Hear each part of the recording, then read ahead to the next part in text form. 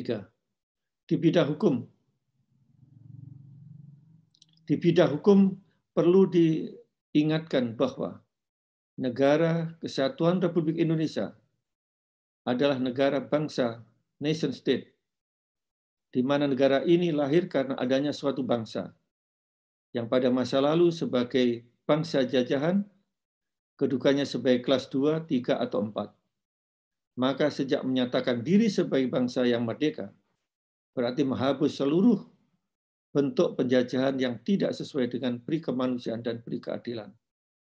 Dan sejak itulah, tentu sebelum terbentuk pemerintahan negara, bangsa Indonesia tidak lagi mengenal kasta, tidak mengenal tingkatan, karena pilihan bentuk negaranya adalah nation state, bukan kerajaan atau monarki.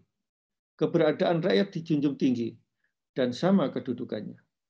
Sebab itulah di negara ini kedaulatan tertinggi ada di tangan rakyat. Dengan demikian sangat jelas bahwa keberadaan pemerintah, TNI atau Polri, dan seluruh perangkat negara hanya memegang mandat dan amanah untuk melindungi segenap rakyat Indonesia.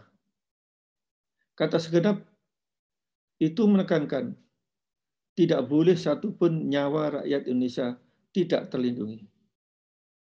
Karena jika ada satu nyawa rakyat Indonesia yang tidak terlindungi, maka sebagai bangsa Indonesia telah tidak lagi genap.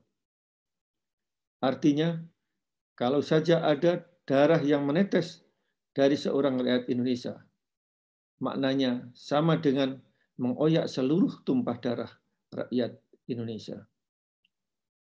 Dalam kaitan itu, terjadinya peristiwa tragedi kemanusiaan di KM 50 Tol Jakarta Cikampek yang telah menewaskan 6 anggota FBI sebagai warga bangsa dan sesama rakyat Indonesia merupakan sesuatu yang sangat ironis. Sebagai negara yang berdasarkan Pancasila, yang menjunjung tinggi nilai ketuhanan Yang Maha Esa dan kemanusiaan yang adil dan beradab, ternyata malah membunuh rakyatnya sendiri dengan cara-cara yang melanggar hukum. Negara seharusnya hadir untuk melindungi tumpah darah, bukan menumpahkan darah rakyat sendiri secara semena-mena dan biadab. Oleh sebab itu, kejadian tersebut harus sama-sama menjadi perhatian, bukan hanya bagi bangsa Indonesia, tetapi sangat penting bagi dunia. Karena kejadian kejahatan terhadap kemanusiaan demikian itu, jika dibiarkan bisa menimpa siapa saja, termasuk warga negara asing di Indonesia. Berkaitan dengan rekomendasi Komnas HAM mengenai terjadinya pelanggaran HAM atas tewasnya 6 rakyat Indonesia tersebut, sesungguhnya masuk kategori extraordinary crime sebagai crime human dignity, yaitu tindakan pembunuhan di luar proses hukum atau extrajudicial killing.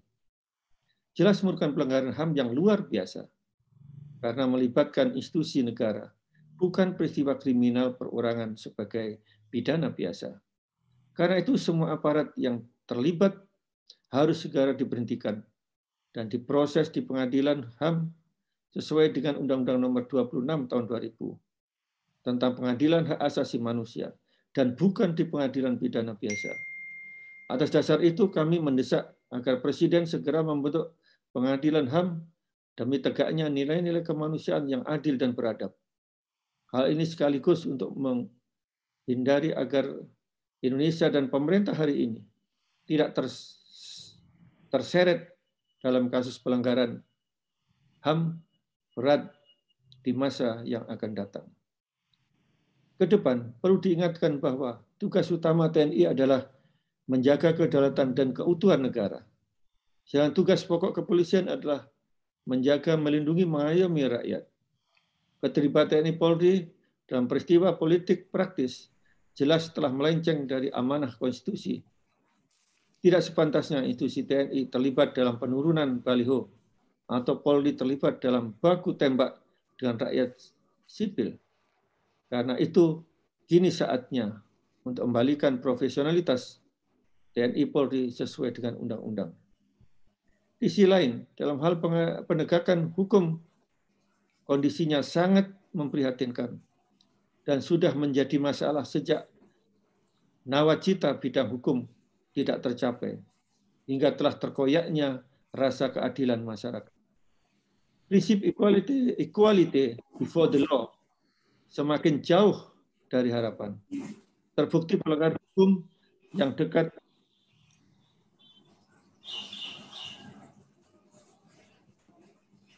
dengan kekuasaan mendapat perlakuan istimewa, sedangkan pihak yang berseberangan mudah menjadi pesakitan dan diproses secara ketat dengan penuh rekayasa.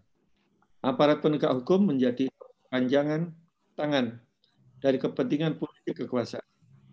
Hukum telah diterapkan semau-maunya sendiri. Sebagaimana dalam kasus Syahganda Nainggolan, Jumhur Dayat, Anton Permana, Habib Rizik Sihab, dan para aktivis lainnya, seyogianya mereka segera dibebaskan tanpa syarat. Banyaknya perpu yang dikeluarkan pemerintahan Jokowi tanpa ada alasan dalam keadaan yang genting dan memaksa menunjukkan abainya pemerintah terhadap ketentuan konstitusi, khususnya pasal 22 Undang-Undang Dasar 45. Penjelasan pasal 22 mengingatkan sifat aturan ini nor forot the network harus sangat mendesak dan darurat yang mengancam keberlangsungan berbangsa dan bernegara. Dalam hal pembubaran ormas tanpa proses peradilan dan cukup sekedar surat keputusan bersama menteri, jelas telah melanggar asas due process of law. Hal demikian lebih jauh telah pula melanggar aturan pasal 27 ayat 1 dan pasal 28E Undang-Undang Dasar 1945. Terlihat sekali bahwa dalam hal pembentukan dan penegakan hukum, basis filosofinya diabaikan dan rujukan sosiologisnya ditanggalkan dan ditinggalkan. Buah dari kebijakan seperti ini adalah kondisi luka ketidakadilan yang semakin dalam dan luas, serta semakin syaratnya kedoliman dan kesewenang-wenangan. Hal demikian sangat berbahaya, karena Indonesia adalah negara berdasarkan hukum, Rechtsstaat, bukan negara kekuasaan, Majestuat. Pemerintah harus menjalankan pemerintahan dengan menegakkan hukum, sesuai rule of law and not powers